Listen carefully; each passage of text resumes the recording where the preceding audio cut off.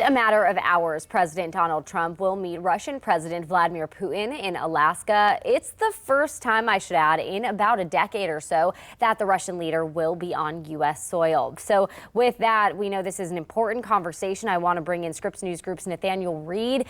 Nate, it's good to see you. These talks are likely going to center around the war in Ukraine. At least that's what everything's been leading up to. But what can we expect to come out of them?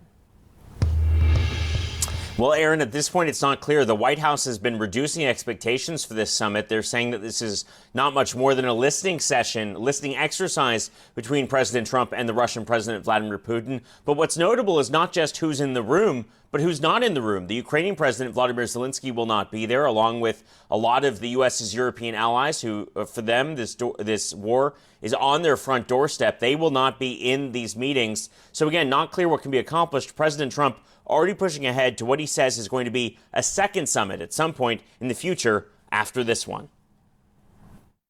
I think it's going to be a good meeting, but the more important meeting will be the second meeting that we're having. We're going to have a meeting with President Putin, President Zelensky, myself, and maybe we'll bring some of the European leaders along, maybe not. I don't know that it's going to be very important. We're going to see what happens. And I think President Putin will make peace. I think President Zelensky will make peace. We'll see if they can get along. And if they can, it'll be great.